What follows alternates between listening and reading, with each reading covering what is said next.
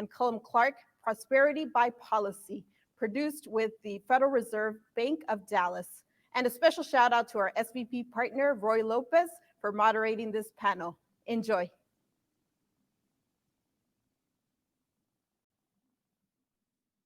Good morning, everyone. I am so fired up about our next big conversation, one that we can't be afraid to talk about. My name is Roy Lopez. I am an Assistant Vice President over Community Development at the Federal Reserve Bank of Dallas. In today's conversation, we will talk about a more comprehensive and nuanced understanding of the root causes of race-based economic inequalities and the policies that can address them. These underlying causes, such as racial discrimination in lending, educational barriers, and land use policies, have resulted in segregation and have stopped access to wealth building opportunities for too many Black, Brown, and Indigenous people for generations. As a result, in aggregate, Black, Latin, and Native people experience disproportionate economic harms, such as higher unemployment, lower wages, and difficulty with wealth accumulation compared to their white counterparts.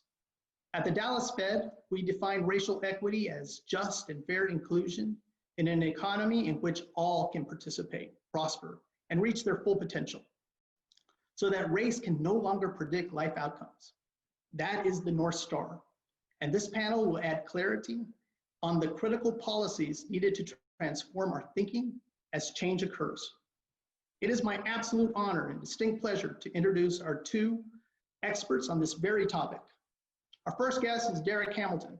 He is the Henry Cohen University Professor of Economics and Urban Policy and the founding director of the Institute of the Study of Race, Stratification, and Political Economy at the New School.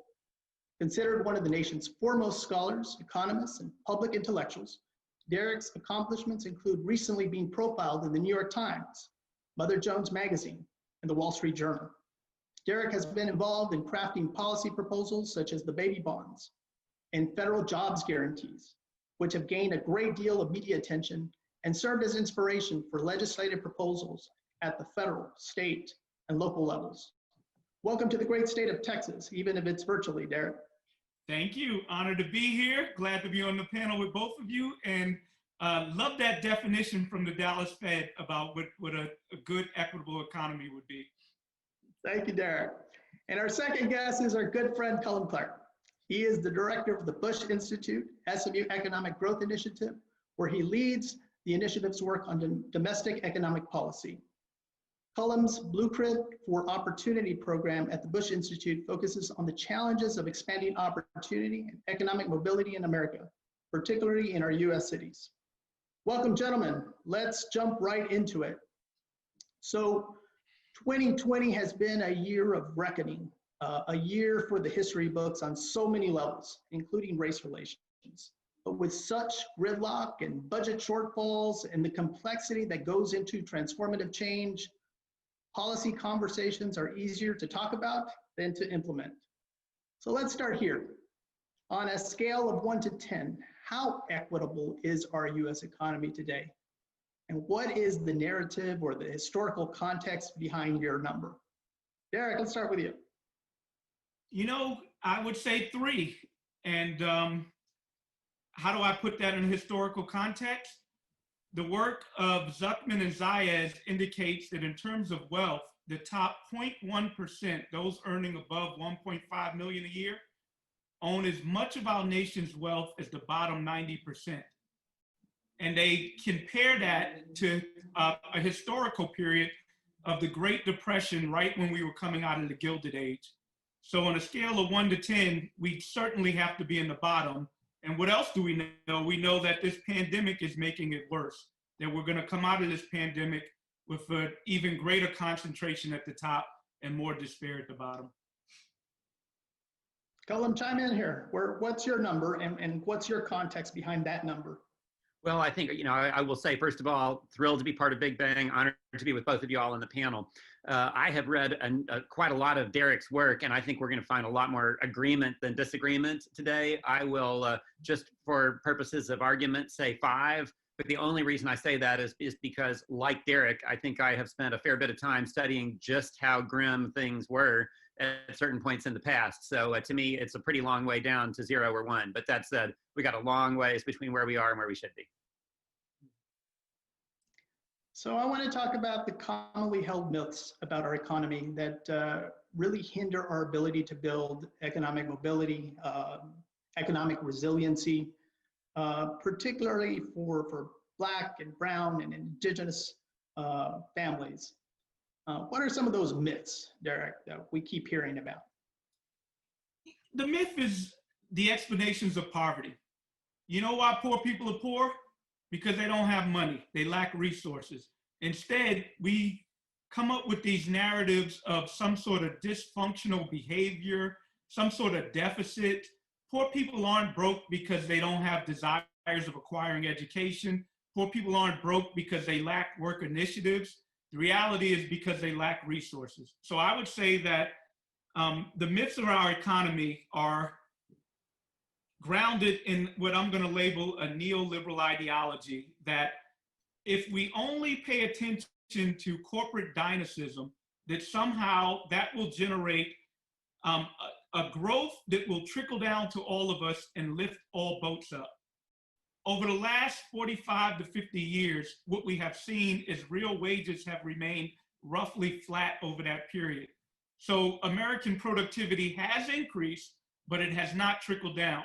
So one myth is this notion that by government getting out of the way and just letting corporations do what they do, indeed government engaging in deregulation to limit the constraints on corporate dynamism, that will somehow trickle down to all of us, coupled with when government intervenes in a social welfare framework to benefit those that are not doing well, that they very well might create perverse incentives that get in the way of social mobility. So the argument that by putting resources in those that need to be motivated to engage accordingly with market norms, like hard work, like investing in education, that by providing resources to them, somehow they get in the way of that motivation and those incentives.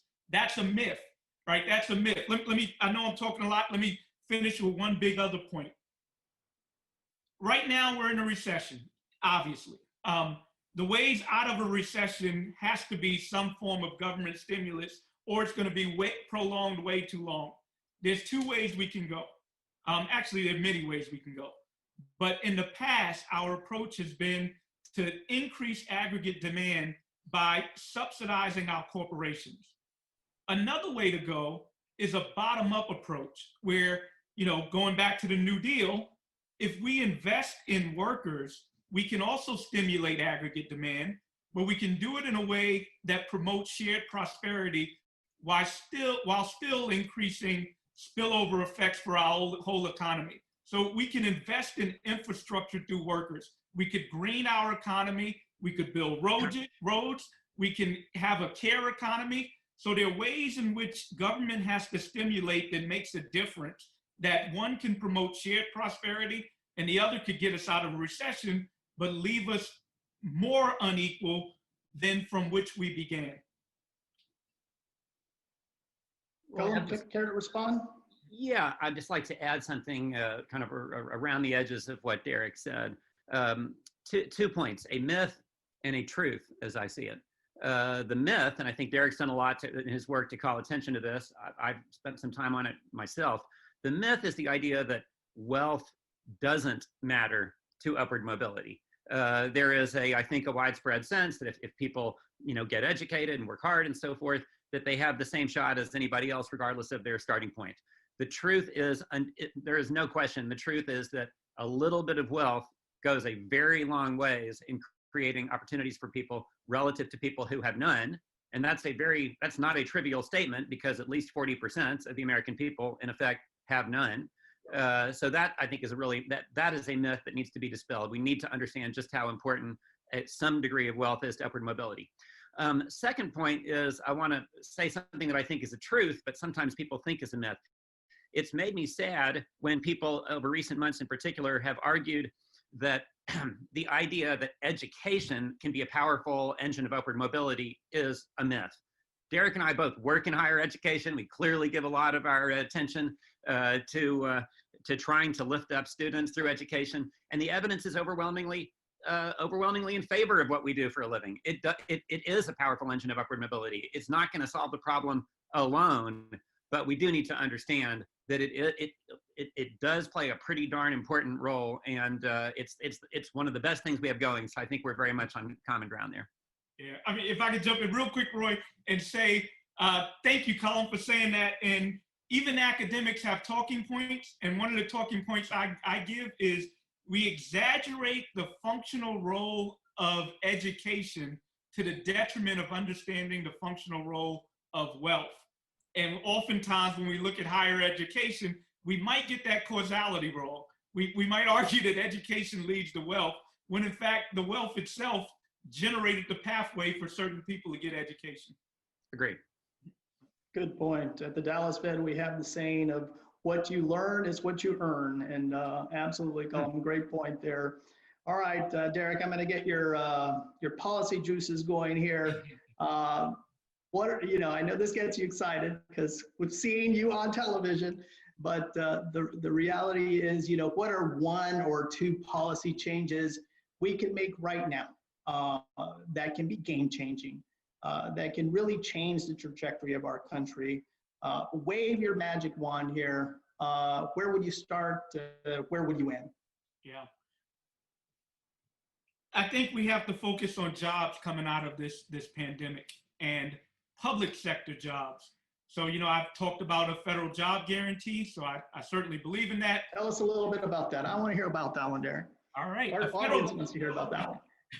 A federal job guarantee is exactly as it sounds, that the government would guarantee anyone who desires to work a job with decent wages, decent benefits, that is productive, and that is dedicated to improving either our physical or human infrastructure. It's not pie in the sky.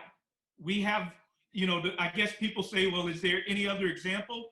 The closest thing would be the New Deal, coming out of the New Deal in a historical sense. And indeed, Roosevelt called for a federal job guarantee. Roosevelt talked about an economic bill of rights in his State of the Union address in 1944.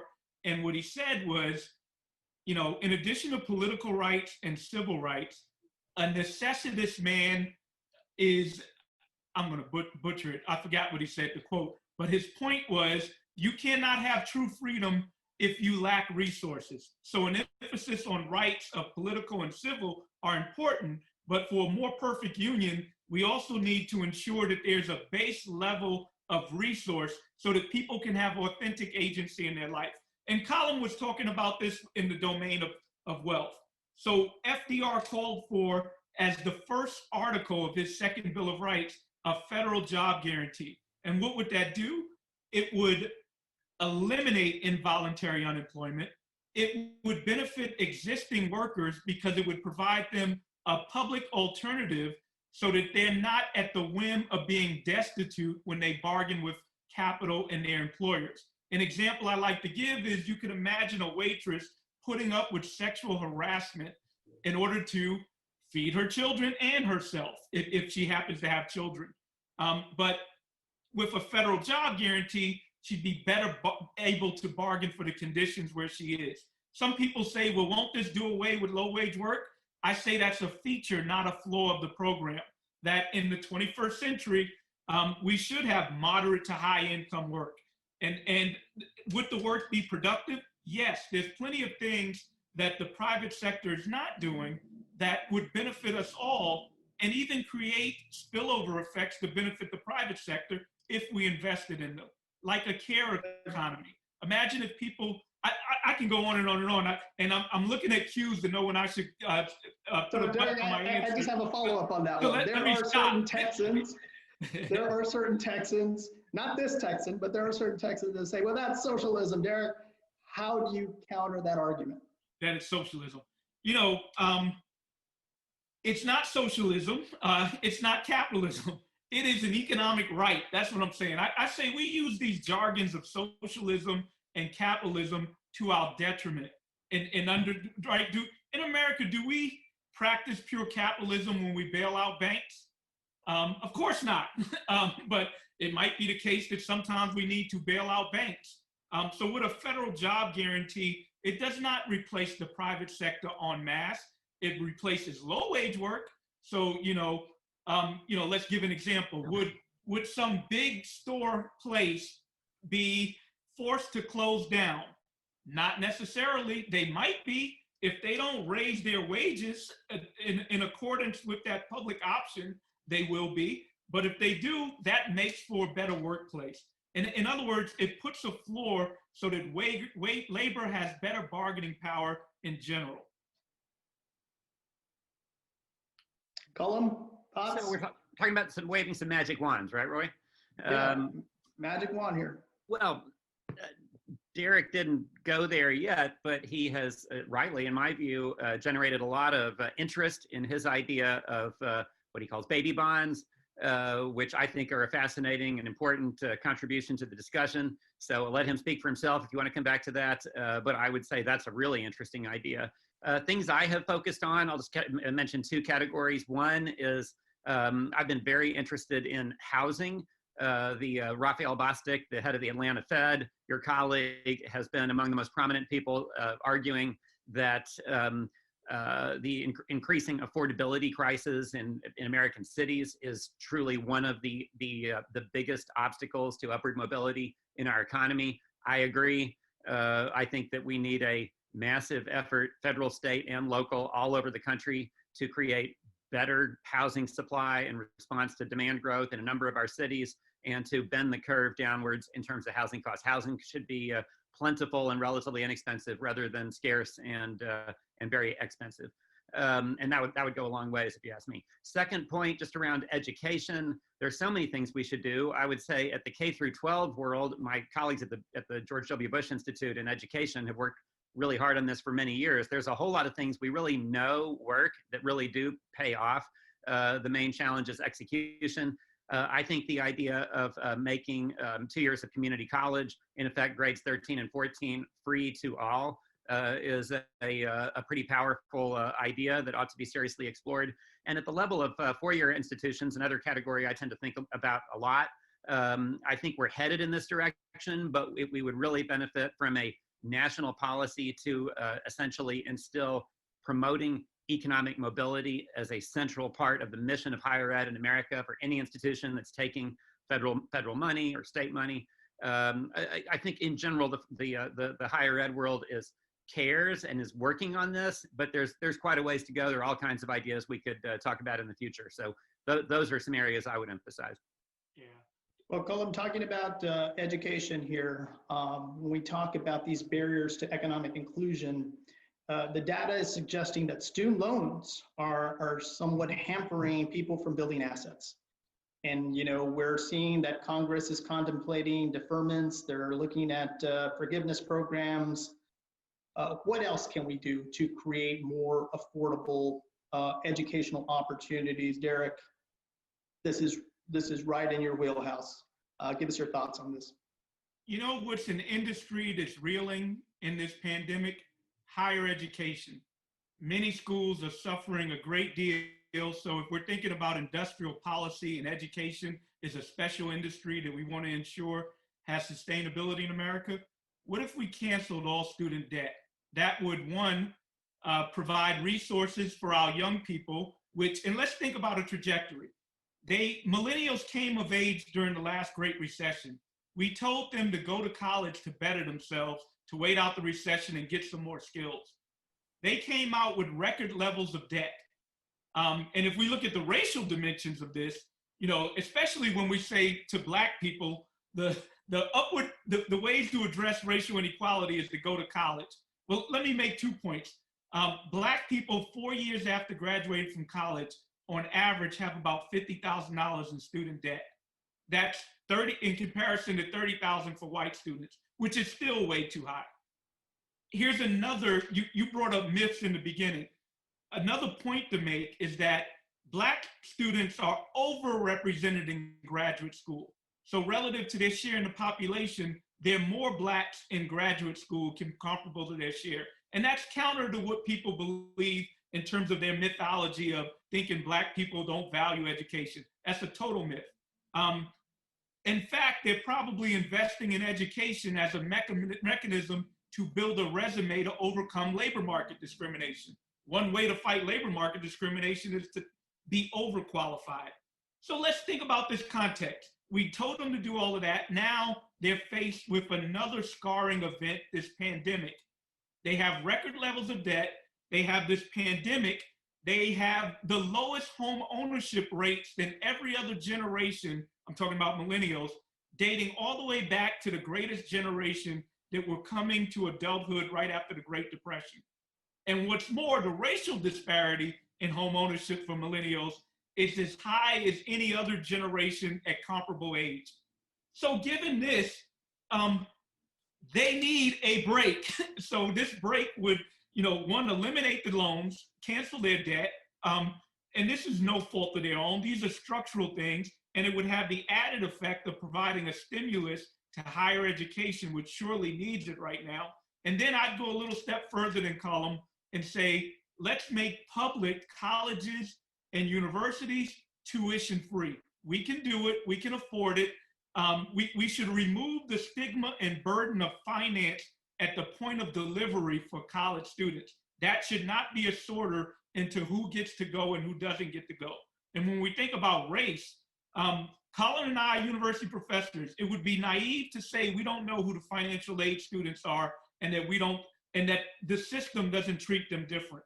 So that would be another added benefit of just getting rid of that stigma. This is a moral economy and we should invest in it. What I would add, Roy, let me put things slightly differently, but I think not, frankly, with much disagreement. I don't, as long as college costs something, okay, I mean, I'm going to abstain on the idea of whether four-year institutions should be free or not. I'm very open to that idea. But as long as it costs something, personally, I'm okay with the theory of student debt as one means of financing it. I have big problems with the execution. Let me say what I mean by that. The theory, well, what we know in the labor market is that college students or college graduates do in fact command a very significant wage premium, quite significant over a lifetime. And if we had a world essentially without it, where there still is tuition, but there's in effect no student debt, you could have, where it's essentially all paid for, you could imagine that in some sense the public at large is subsidizing the high earners of tomorrow. I don't necessarily think that that's wrong in principle.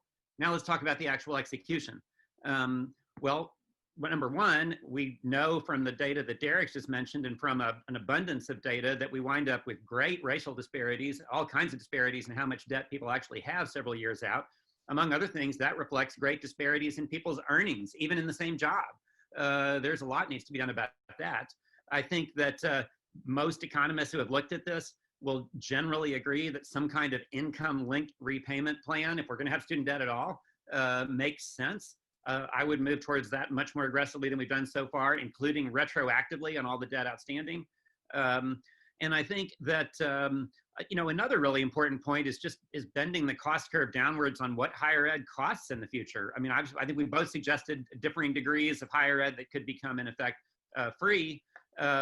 I think another thing a lot of economists who've studied education think about is we really haven't achieved the productivity increases in how we educate students, particularly at the higher ed level, that we've had in so many other sectors. And so we have this basic idea. There's the idea of Baumol's cost disease, named after an economist, Baumol, who basically said, he used the example that we haven't figured out in 500 years how to perform a string quartet with less than 4 musicians. Likewise, we haven't really figured out how to educate more students in an increasingly efficient way. We've got a lot of work to do on that. So in general, people are graduating with too much debt. The ability of people, although we in principle have a system for discharging it, it's not working at all. So we have, it undoubtedly should be a major focus. I agree. Yeah. Well, Darrick, I like the framing of this, which is looking at it in terms of a stimulus. You know, framing matters when you talk about these very important issues. But I want to switch gears just a little bit around asset building. And, you know, asset building is especially hard to do when when incomes are low. But going back to this whole notion of some personal responsibility, how do we build a culture of saving in a country where the culture is one of instant gratification? How do we incentivize savings? How do we make it cool? How do we make it sexy, Darrick? We got to make savings such that we can increase people's ability to lift up their credit scores so that they can go out and buy that house or that car or that small business or for their education. So I'm gonna start with credit scores because you referenced it. What's the difference between a black person and a white person when they're young?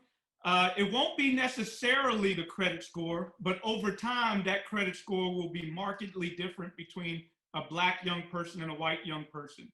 Young people in general might do things and make mistakes and end up with some negative attributes to a credit score. But if you have access to some capital, or if you have access to an infrastructure that can put you in a trajectory where you get into an ability to get a better credit score, it becomes, what's the word I want to say, compoundingly promoting inequality. If you get in a trajectory where your credit score ends up better than others, and it could be something as simple as a down payment to put you in a home as opposed to being a renter. Both people are equally responsible, but the homeowner benefits in terms of their credit scores and have the ability to acquire additional credit at lower rates than the person who is a renter. And then it becomes self-fulfilling. That's the point I'm trying to make. So the credit scores in itself, and I know this wasn't your point, but the credit scores in itself, I think, become a problematic metric of deservedness and become self-fulfilling and generating inequality. So that in and of itself needs reform. But the real point to your question is, historically, most Americans don't engage in active savings. Most Americans engage in passive savings. It's only the wealthy. I think Tobin characterized in 1950, only the top 10% of earners actually engage in active savings.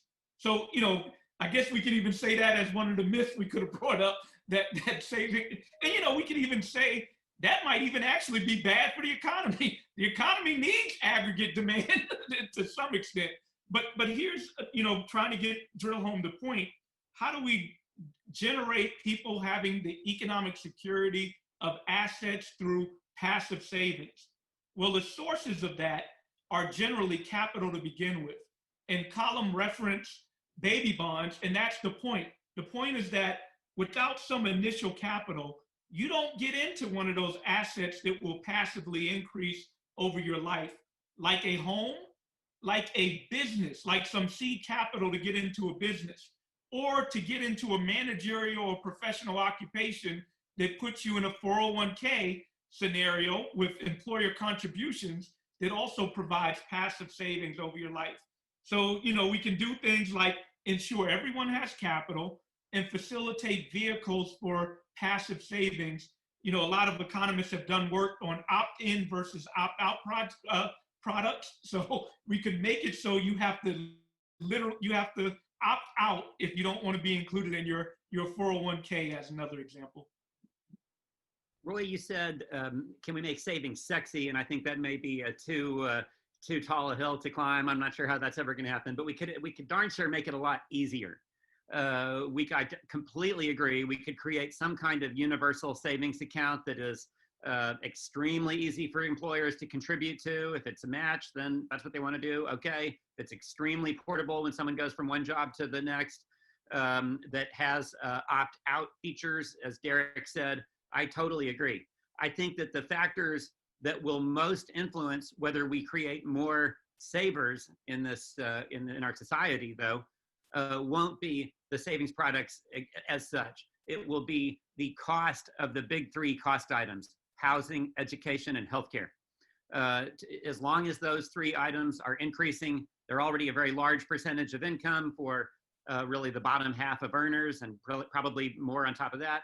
And as long as they're increasing faster than incomes, then everything else is going to fail when it comes to creating more savers. So we've talked about the cost of education. We could talk about the cost of healthcare. We certainly should talk about the cost of housing. I also think there's a pretty interesting debate going on out there about home ownership as something, first of all, whether individuals should aspire to it. Second of all, whether policy should promote it. We are on one side of when I say we, I and the organization I'm part of are on one side of that debate. I think that we have seen again and again that home ownership is it's the backbone of wealth accumulation for the middle class historically in this country. I fully understand we can do a thought experiment and come up with a different future in which the backbone of savings becomes something else. But for the time being, we are in a world in which, you know, a classic 30-year fixed rate mortgage produces, in a sense, forced savings. And for most people, not all, I recognize there are neighborhoods, red line neighborhoods, among other things, where this turns out not to be so. We got a lot of work to do. But for the most part, houses have in fact appreciated relative to inflation over the long haul in most parts of the United States. And it has in fact been the backbone of the middle class. The fact that Black Americans were in large sense excluded from that key wealth accumulation vehicle for so long in our history is probably, I think, I'll defer to Darrick on this, probably the single most important factor that explains that 10-to-1 wealth disparity that he referenced early on. So I think we need a fresh discussion of this. I think that America needs to kind of recommit itself, because we really haven't had a home ownership agenda for some time now, probably for the last 10 years plus, at any level of government that I can see. So I think we need to get back into that discussion. One of the big conundrums, and I want both of y'all to weigh in on this one, is, of course, is one of the top ways to build wealth is, of course, through your home, but it has been increasingly difficult to build housing equity, primarily in Black or Latino neighborhoods, when values remain so stagnant in these neighborhoods, and the barriers to entry in mostly white neighborhoods are extremely high. Let's tackle this conundrum. Darrick, you want to jump in on this one? Yeah, and you know, I got to give a shout out to Andre Perry and Dorothy Brown, who both have done yo men and yo women work pointing out the differential returns to home ownership for Black people compared to white people. But the explanation to the question lies in three factors that can pretty much explain our political economy in multiple domains. Let me, before I even give those three factors, let me say that I'm not an advocate of home ownership, nor am I not an advocate of home ownership. From my economic training, saying that home ownership drives wealth, to me is akin to saying that wealth drives wealth. Because at the end of the day, it's capital. And if people have capital, here's where I'm really like an economist: spend it where you want, as long as if you want to invest it how you want to invest it, but that critical ingredient is capital. And then of course we have a structure that privileges home ownership with a tax code, and then also where you live and other amenities you get access to. But those three factors explaining the differences between Black and white home ownership access and appreciation are: one, economic capital. That even Black people lack capital to get in home ownership, and when they do, their neighborhoods are undercapitalized. And this is the result of a historical racial wealth gap generated by extraction and exploitation, and not having access to public policies that generated assets for white people. The second factor is political. Zoning laws, something as simple as do your streets get snow plowed? The schools that get designed there, right? So that these are political factors independent of the economic status that individuals may have, government services and how they're distributed.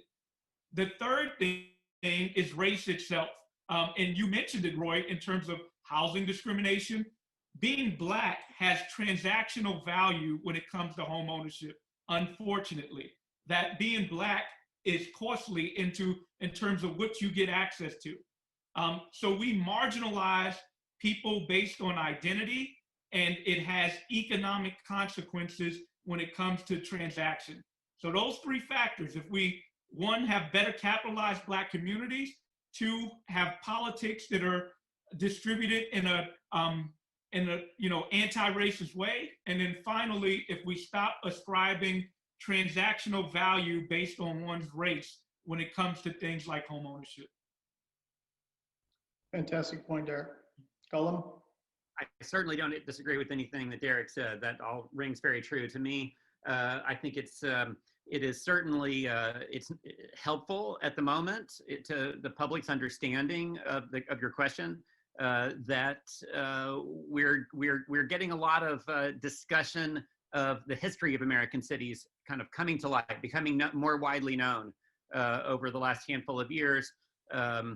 Prominent books like Richard Rothstein's Color of Law. I mean, I think we're coming to understand all of the many ways that government policy, the financial system, so many possible ways, in effect, created a very high degree of housing segregation and then systematically disinvested in effect, the redlined neighborhoods. So that's an ugly history that we probably need to understand that better in order to have any shot at moving on. Now, I will say, looking ahead, I agree with all of Darrick's explanations as we kind of imagine what the future might hold. I, for one, I guess this might be controversial and out there, but I think that we should hold on to the idea that part of the answer is, quite frank, maybe this will sound pie in the sky, but striving towards a more integrated society and more integrated places to try to mitigate, for example, Darrick's third factor. I would love to change the hearts of human beings until such time as we have. If we have somewhat more integrated neighborhoods, then we would have somewhat less tendency for neighborhoods that are overwhelmingly Black or Hispanic families to underperform in housing price terms. We could talk about how in the world to do that, but I think we should hang on to the idea that it's a valid aim for public policy. Well, Cullum, you talked about the book, The Color of Money. Those of you out there, this is a fantastic book, Richard Rothstein. I just happened to have it here, Cullum, so I'm glad you had that shout out. Good prop there. That's well done, Roy. So I do want to talk about a component where the Dallas Fed has done a lot of work. Which is around this component of when we talk about digital inclusion, we have to talk that digital inclusion is economic inclusion, and we have large swaths of low income communities of color, rural senior populations not being served by broadband capabilities. What do you suggest that we do to close these digital gaps that we're seeing? So it paves the way towards a digital economy, which is where so many of our jobs are going. Darrick, you talk a lot about jobs, but these jobs are increasingly requiring these digital skills, and even at a more basic level, a home, especially during COVID, where that connection is strong and powerful. Weigh in here, Darrick. So let's start with the broadband. The point of your question that says that people might have homes that are not connected with broadband access. That technological problem probably could be, if we were intentional, overcome. But I'll go a step further and say that something like broadband is part of an economic right that I believe should be in that bill of economic rights, because it is an enabling good that without that good, you really have no agency in your life, especially in the example of COVID-19. So you can't operate when the schools go to social distancing, I forgot the right word, your children can't participate if you don't have broadband access. So, in a framing of economic rights, the for-profit motive where you might desire to restrict access or quantity in order to generate profit, people should not be vulnerable to that. Government should provide that. This is not socialism. This is ensuring that everybody has agency in their life, in my view, period. But this issue you raise is, and then you also mentioned skills, so digital skills. In a lot of ways, technology should facilitate people, not necessarily create barriers, but provide even greater access. But we've already talked about the notion that Black people don't acquire education or invest in education. So I think that overcoming the digital skills is not an insurmountable barrier, and there very well might be Black people with these digital skills already, and we might be misdiagnosing it. But here's the thrust of what I'm trying to get to. This digital economy that we're moving into is going to be revolutionary. Issues around proprietoriness of your data and your information, issues around privacy, they're going to matter. Firms invest a great deal in manipulating behaviors called advertising. So with digital data, there's going to even be greater power to influence public. And if you don't have the protections from extrapolation and exploitation, you will be vulnerable.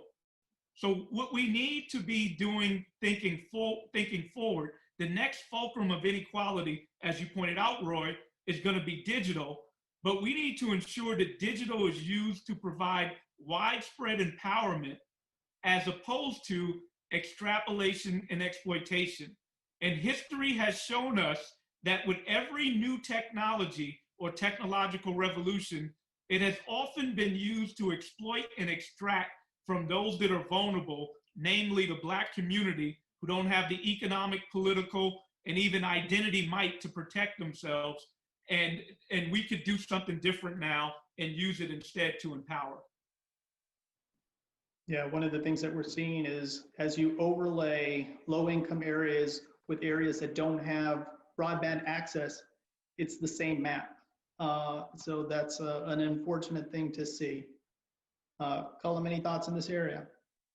Yeah, Roy, I guess I would say about this that notwithstanding a lot of the areas we've been talking about today, I am finally an economist who is a fan of markets. And I think that the relatively light touch that we have taken to the emergence of the digital economy over the last several decades, it's certainly not come without some costs. Darrick pointed to some. On the other hand, it's produced some pretty staggering improvements in human well-being, including the ability to do everything we've been doing during COVID, as unequal as that is. So I'm a little cautious about just how aggressive the regulatory regime ought to be going forward. That said, I do want to say this.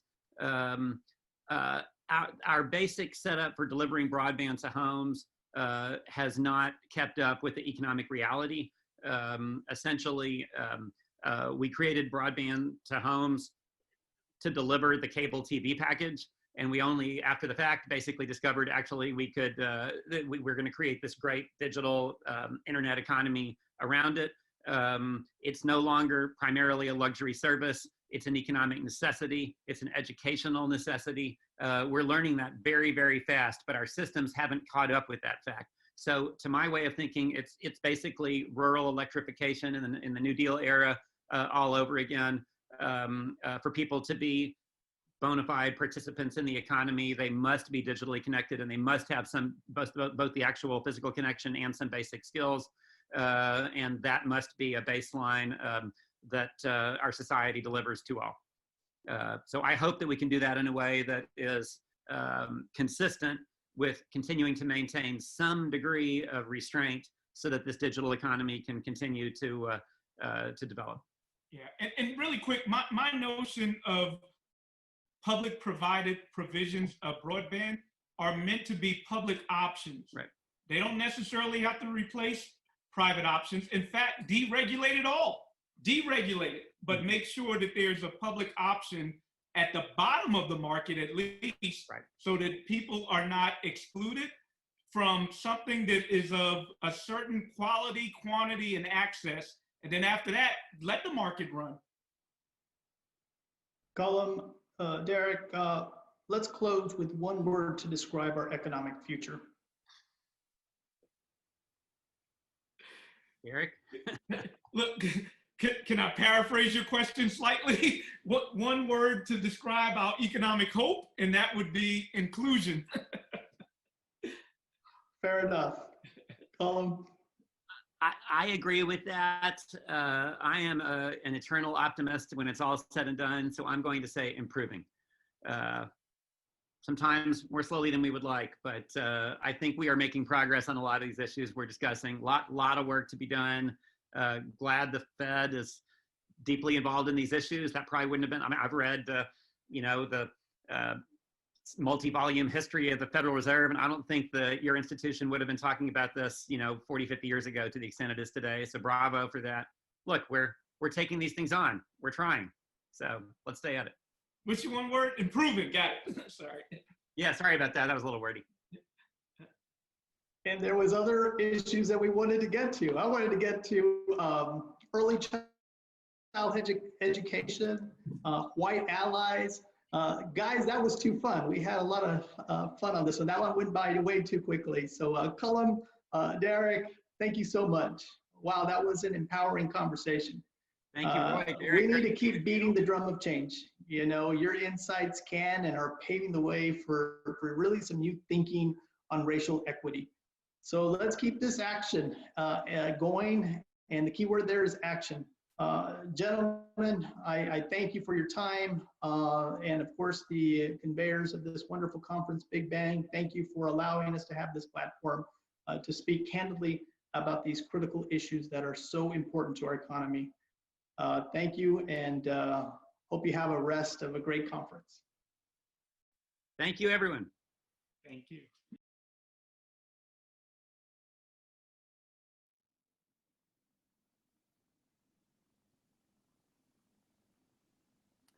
Wow, this last panel, we're really busting the myths on everything we've heard, that has been ingrained in us.